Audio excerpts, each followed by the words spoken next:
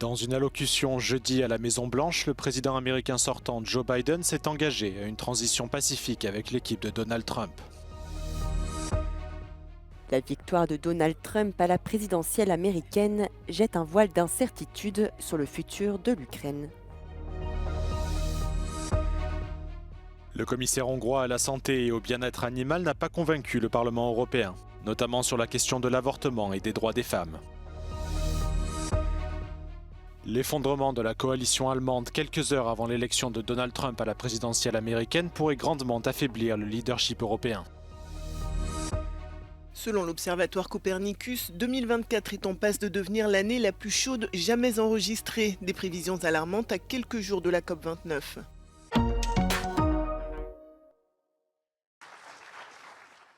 Le président américain Joe Biden s'est exprimé à la Maison-Blanche à Washington jeudi, après la large victoire de Donald Trump à l'élection présidentielle contre Kamala Harris. Dans son allocution, le président américain sortant s'est engagé à une transition pacifique avec l'équipe de Donald Trump.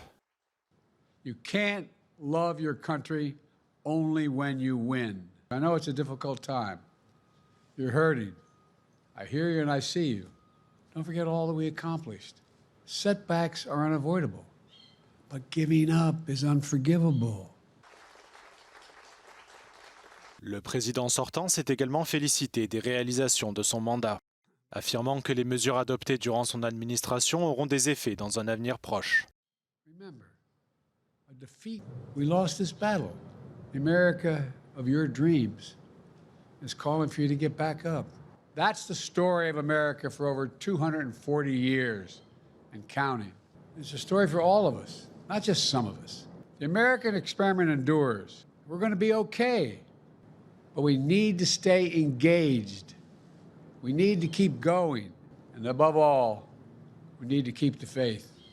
Joe Biden sera encore président des États-Unis pendant 74 jours, jusqu'à ce que Donald Trump prête serment à la Maison-Blanche.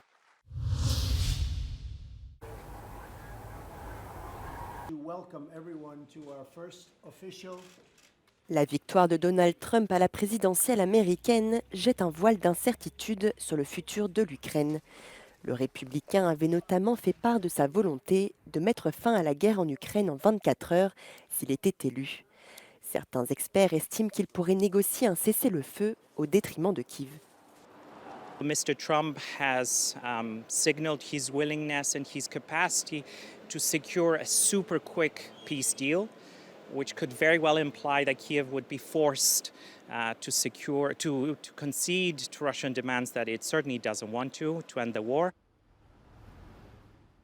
Dans les couloirs du Parlement européen, tous ne voient pas les choses de la même façon. Réjoui de la victoire de Donald Trump, cet eurodéputé d'extrême droite des Patriotes pour l'Europe espère que la fin de la guerre en Ukraine est proche, tout en soulignant le besoin de renforcer les capacités de défense européennes. I hope you'll stop the war in Ukraine and that everybody likes a solution, number one. And we are not involved in that. As you know, we support Ukraine, but we're not directly involved in that. That's one thing. The other thing is Europe must invest in defense industries, and because you don't have to make a war to have a defense. You prevent wars having a good defense.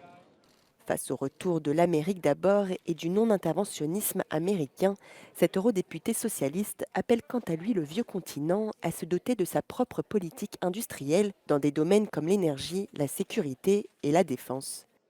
Il n'y a pas eu cette volonté déterminée d'être à la pointe en termes de technologies nouvelles, d'être à la pointe en termes de défense, en termes de sécurité propre de nos concitoyens.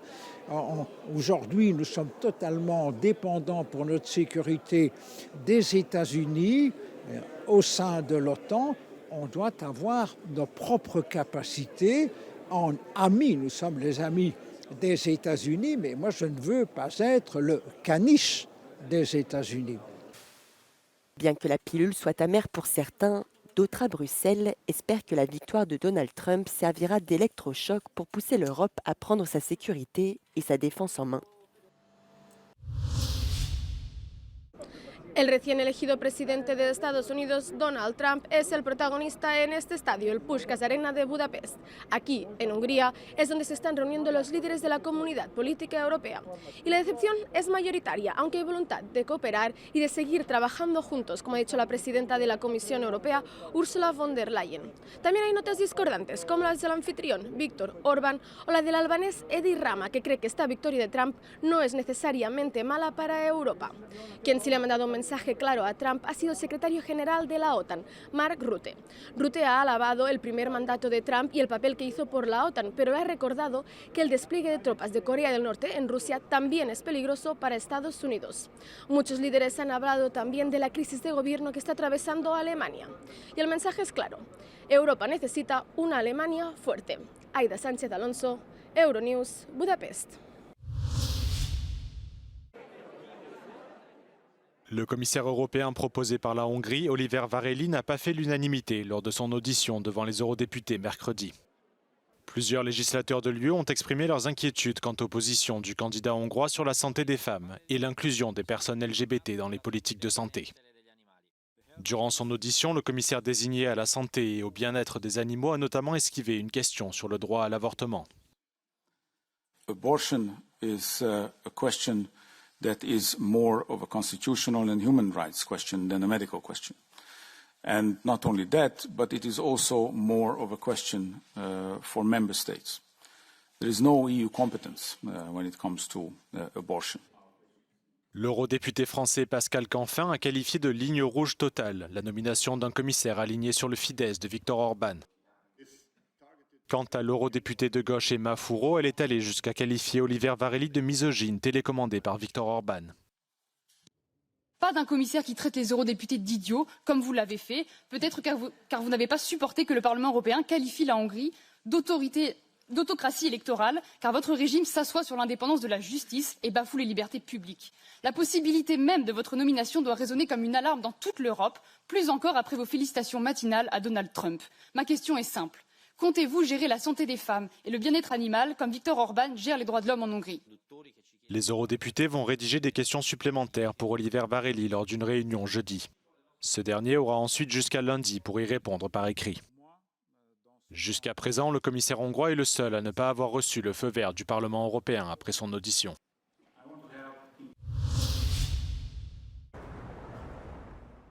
Après l'effondrement de la coalition gouvernementale en Allemagne, les appels se multiplient pour que le chancelier Olaf Scholz organise un vote de confiance dès la semaine prochaine.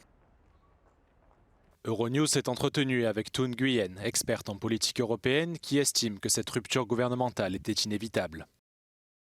Domestically, the breakup of the coalition was inevitable. It's already days before the signs were there, and the differences and conflicts between the three coalition partners were just too big to overcome.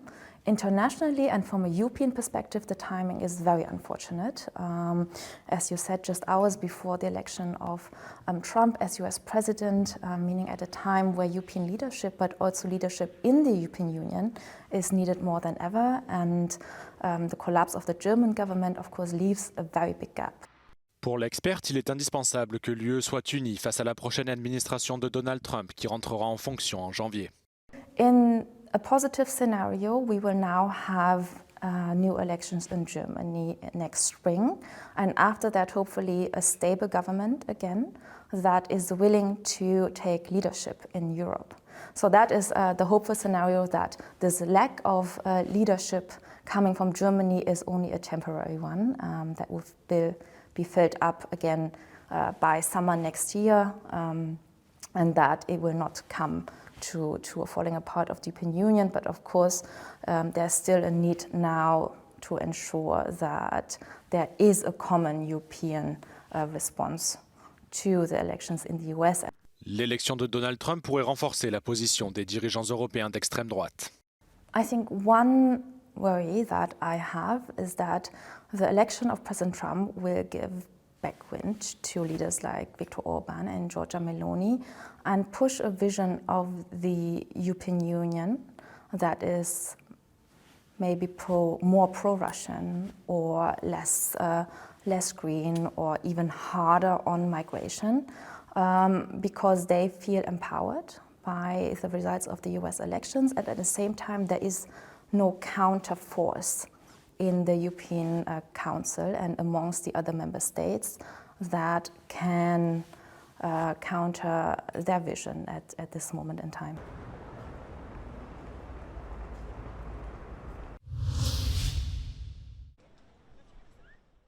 « 2024, année la plus chaude jamais enregistrée. C'est ce qui ressort des prévisions de l'Observatoire européen Copernicus publiées ce jeudi. Les données de l'Institut montrent que cette année, la température mondiale dépassera de plus de 1,5 degré les niveaux pré-industriels, une situation inédite qui inquiète les climatologues. Our record goes back to 1940, but it's quite possible that this record stands on a much longer time series. And 2024 not only will be in all likelihood the warmest on record, but will also be the first calendar year above the psychologically important threshold of 1.5 degrees Celsius above pre-industrial. Un dépassement de température qui risque d'augmenter les événements météorologiques extrêmes. Pour faire face à cette crise qui affecte notre planète, le climatologue appelle à s'interroger sur notre modèle économique et à agir rapidement. If you look back at the ozone hole, we managed to get together as a global community and find a solution. Now the problem is incredibly more complex, has to do with our economic model, has to do with our way of using resources. And inevitably, this means much more complex conversation. La publication de ces données alarmantes intervient avant la COP29, la prochaine conférence sur le climat qui s'ouvre lundi en Azerbaïdjan.